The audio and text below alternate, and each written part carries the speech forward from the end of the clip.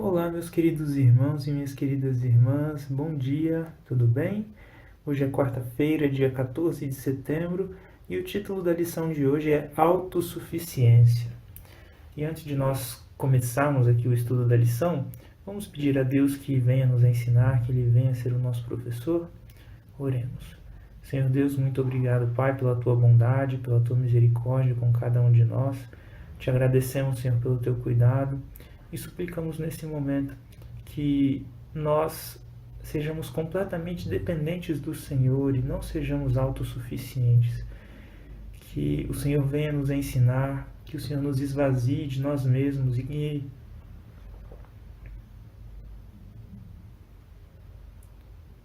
que o Senhor nos preencha com o Teu Espírito Santo.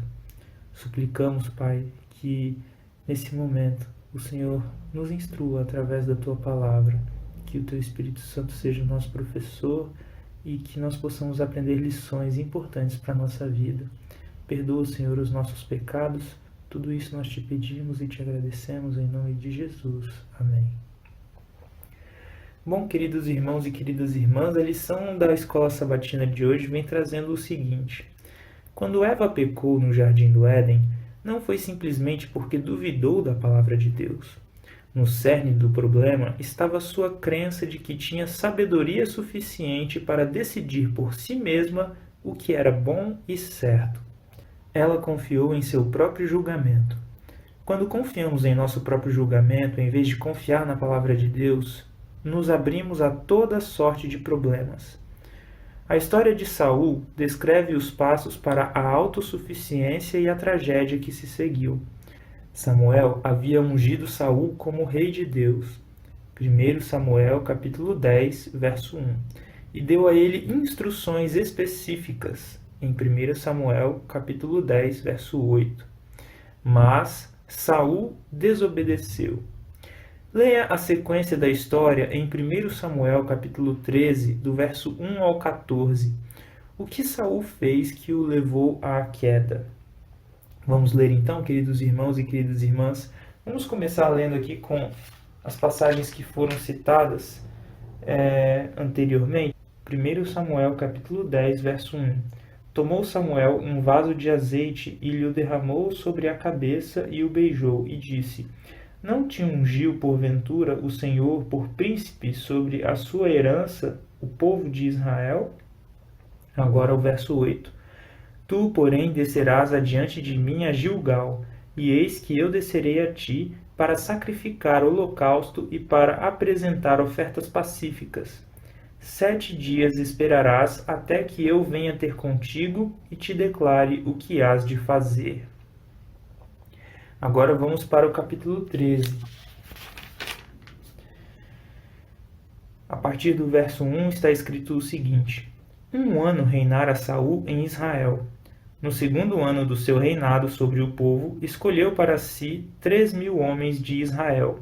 Estavam com Saul 2.000 em Micmas, na região montanhosa de Betel, e 1.000 estavam com Jonatas, em Gibeá de Benjamim. E despediu o resto do povo, cada um para sua casa. Jonatas derrotou a guarnição dos filisteus que estava em Gibeá, o que os filisteus ouviram. Pelo que Saul fez tocar a trombeta por toda a terra, dizendo: Ouçam isso, os hebreus. Todo o Israel ouviu dizer: Saul derrotou a guarnição dos filisteus e também Israel se fez odioso aos filisteus. Então o povo foi convocado para junto de Saul em Gilgal. Reuniram-se os filisteus para pelejar contra Israel. 30.000 carros e 6.000 cavaleiros, e o povo em multidão como a areia que está à beira do mar. E subiram e se acamparam em Micmas, ao oriente de Bet-Avém. Vendo, pois, os homens de Israel que estavam em apuros, porque o povo estava apertado, esconderam-se pelas cavernas e pelos buracos e pelos penhascos e pelos túmulos e pelas cisternas. Também alguns dos hebreus passaram o Jordão para a terra de Gade e Gileade. E o povo que permaneceu com Saul, estando este ainda em Gilgal, se encheu de terror. Esperou Saul 7 dias, segundo o prazo determinado por Samuel. Não vindo, porém, Samuel a Gilgal, o povo se foi espalhando dali. Então disse Saul: Trazei-me aqui o holocausto e as ofertas pacíficas. E ofereceu o holocausto. Mal acabara ele de oferecer o holocausto, eis que chega Samuel. Saul lhe saiu ao encontro para o saudar. Samuel perguntou: Que fizeste? Respondeu Saul: Vendo que o povo se ia espalhando daqui e que tu não vinhas nos dias aprazados, e que os filisteus já se tinham ajuntado em Micmas, eu disse comigo: Agora descerão os filisteus contra mim a Gilgal, e ainda não obtive a benevolência do Senhor, e forçado pelas circunstâncias, ofereci holocaustos. Então disse Samuel a Saul: Procedeste neciamente em não guardar o mandamento que o Senhor teu Deus te ordenou, pois teria agora o Senhor confirmado o teu reino sobre Israel para sempre. Já agora não subsistirá o teu reino. O Senhor buscou para si um homem que lhe agrada e já lhe ordenou que seja príncipe sobre o seu povo, porquanto não guardaste o que o Senhor te ordenou. Vejam só, meus queridos irmãos e minhas queridas irmãs, o que aconteceu com Saul. A lição da escola sabatina comenta o seguinte: 3 passos levaram Saul no caminho para a autossuficiência logo após ter sido feito rei. Embora nenhum deles tenha sido tão ruim, continham as sementes da tragédia, pois foram tomados de forma independente de Deus. Primeiro, Saul disse: Ele estava vendo a dispersão de suas tropas e a ausência de Samuel. Ali em 1 Samuel capítulo 13, verso 11. Ele estava sob pressão e avaliou com seus próprios olhos o que estava acontecendo. Segundo, Saul mudou de vendo para eu disse. Ele declarou que os filisteus os conquistariam em 1 Samuel capítulo 13, verso 12. O que Saul viu com seus próprios olhos moldou o que presumiu e disse sobre a situação. Terceiro, Saul mudou de eu disse para ofereci. Ele se sentiu compelido a oferecer sacrifício em 1 Samuel capítulo 13, verso 12.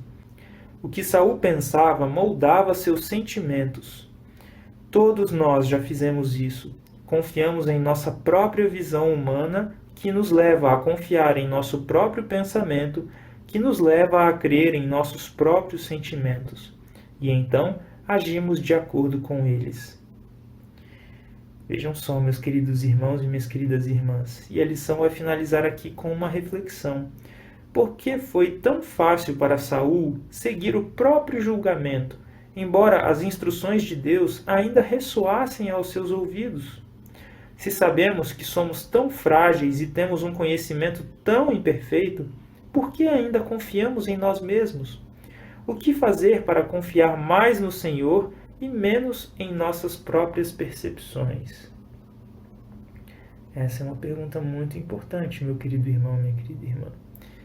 Que nós possamos confiar mais no Senhor e menos nas nossas próprias percepções. Que nós possamos acreditar que Deus está conosco, que Ele não nos abandona, mesmo que as circunstâncias pareçam indicar o contrário, que as circunstâncias comecem a ficar desfavoráveis, que a ansiedade comece a bater aí mais forte no nosso coração, mas que nós possamos confiar de que Deus está cuidando e de que no seu tempo Ele agirá.